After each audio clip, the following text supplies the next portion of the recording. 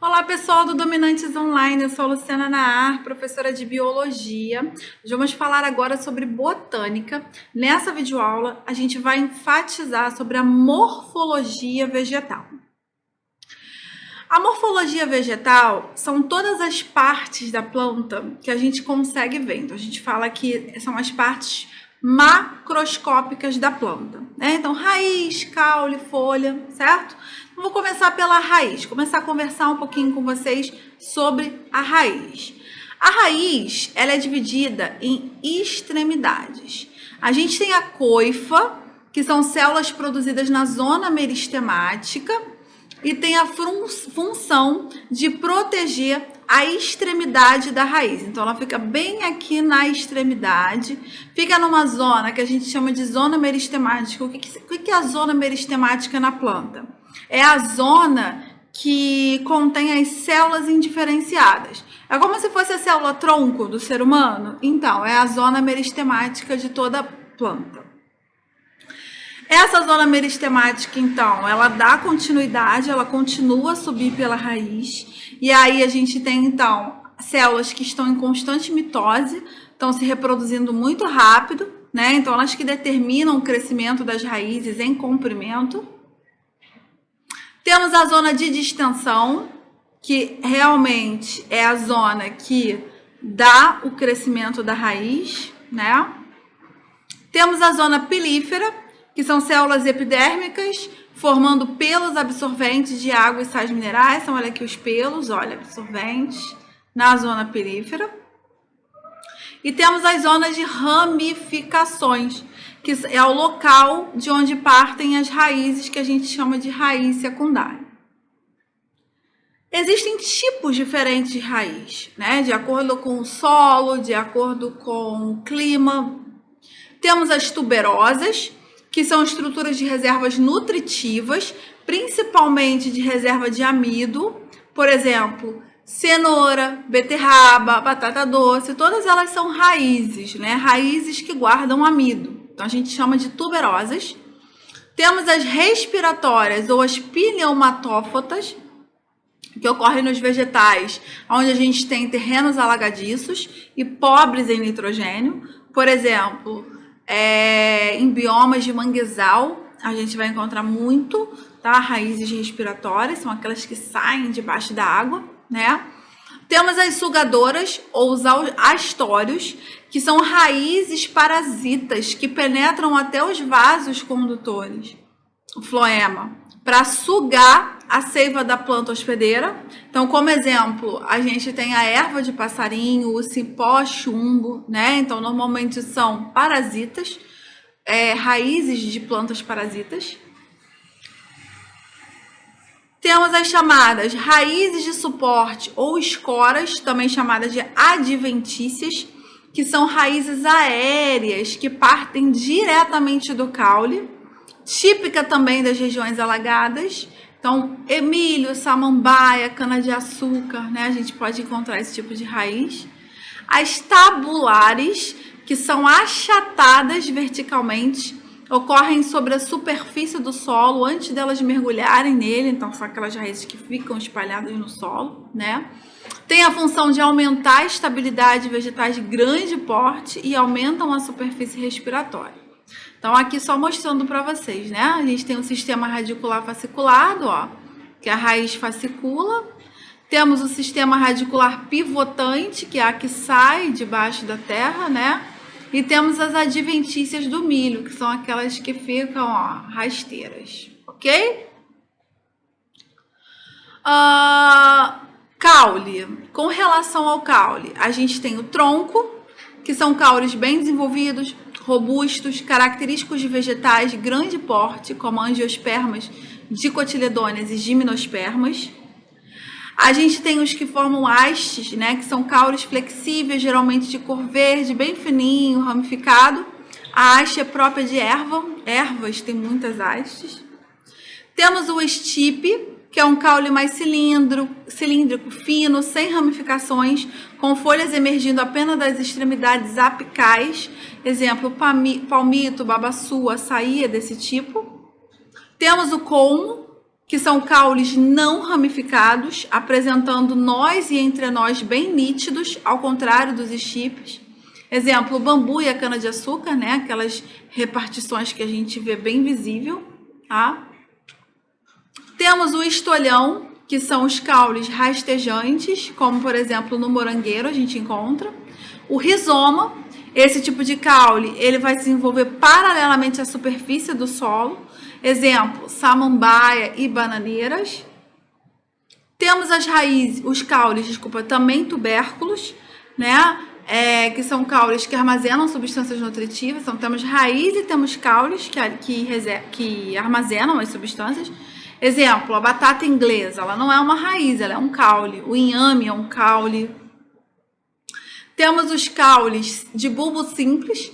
A cebola é um exemplo disso, ela possui uma parte central, que a gente chama de prato, do qual partem as suas folhas, né? É a porção inferior, e da porção inferior vão partir as raízes. E a gente tem o bulbo composto, que como exemplo a gente tem o alho, né? Em que cada dente vai corresponder a um pequeno bulbo. Com relação às folhas, né? A gente tem a folha como função de realizar a transpiração, então é por ela que a planta perde água, gutação, respiração e fotossíntese na planta. As folhas, galera, elas são classificadas quanto à duração em perenes, que são folhas persistentes, como a laranjeira, elas ficam ao longo da vida da planta, e as decíquas, como a da macieira. Nas decíquas, as folhas caem e deixam uma cicatriz, denominada camada de abscisão. Então, ela perde folha com muito mais frequência. Quais são as partes da folha? A gente tem o limbo, que é essa demarcação central aqui. Temos as nervuras, que são os desenhados que aparecem nas folhas, né? O pecículo e a bainha, que vão prender a folha ao caule. Essas são as estruturas de toda a folha. E a flor, que também é uma parte importante de alguns vegetais, né? Na verdade, encontramos dentro das angiospermas, que são o último grupo de vegetais mais evoluídos. Da flor, a gente tem a formação de fruto, do ovário da flor a gente tem a formação de fruto. Então, são duas estruturas importantes. A flor, ela normalmente tem o aparelho reprodutor feminino e o aparelho reprodutor masculino dentro da mesma estrutura, né?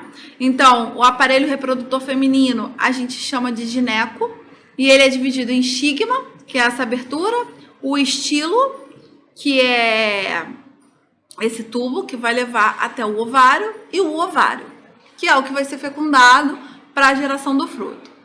E temos o aparelho reprodutor masculino, que a gente está chamando aqui de androceu. Ele tem a antera, que é onde a gente vai guardar os grãos de pólen, ok? E tem o estame, que é um filamento grande, responsável às vezes por uma fertilização através do vento, já que ele é bem flexível, né? E por dar o tamanho, né, do aparelho reprodutor masculino. A gente tem o perianto, que é a região de fora da flor, né, para enfeitar, para atrair insetos, atrair animais. Então, a gente tem a corola, que são as pétalas, e o cálice, que são os sépalos. O receptáculo, o nectário e o pedículo, que vão ligar a planta, né, à folha, vão conectar a flor à folha. E aqui dando um zoom, ó, o aparelho reprodutor feminino, o aparelho reprodutor masculino. O feminino tem os óvulos que vão ser fecundados, o grão de pólen vai cair aqui dentro e isso vai acabar virando um fruto. Dentro das sementes é que a gente tem o embrião da planta, né? O fruto, ele é constituído por pericarpo e pela semente, ok? O pericarpo, ele é dividido em três partes. Epicarpo, que é o revestimento externo da planta, aquele que fica junto à casca. Mesocarpo, que é a porção intermediária, geralmente suculenta, que a gente come. E o endocarpo, que corresponde ao caroço, é o que vai guardar a semente. Então, aqui só para mostrar para vocês, né? A gente tem aqui um fruto E aí, olha, o epicarpo, que é a parte de fora dele, o mesocarpo, que normalmente é a parte comestível, e o endocarpo, que é onde se concentra aqui o caroço, tá? E as sementes aí espalhadas nesse fruto. Dentro de frutos, a gente tem também diferentes tipos. Então, eu tenho os frutos que são carnosos, e a gente pode chamar de baga ou drupa. E temos os secos, que podem ser decentes e indecentes. Dentro dos indecentes, a gente tem a cariopécia ou grão. Então, um grão pode ser um fruto, mas é um fruto seco, ok? O aquênio e a sâmara são tipos de frutos indecentes. Já nas sementes, ela tem a casca, que protege a semente, o embrião, que fica lá dentro, é uma estrutura diploide, que origina o zigoto, e o endosperma ou albúmen, que contém substâncias nutritivas que irão alimentar o embrião nas primeiras fases de desenvolvimento. Então, como classificação de sementes, né? A semente, na verdade, evolutivamente falando, foi um grande salto para as gimnospermas e angiospermas, né? Já que permitiu conquistar o ambiente terrestre, e ela serve principalmente para fins reprodutores, porque é ali que a gente tem o embrião. Então, o tipo de semente ele vai ser de acordo com o tipo de disseminação, né? Então, a gente tem as sementes anemócoras, cuja disseminação é pelo veno, então elas têm que ser bem levinhas para serem carregadas, né? Como, por exemplo, dente de leão. A gente tem as zoócoras, que é a disseminação por animais, então ela tem que ter um aspecto mesmo de alimento, né?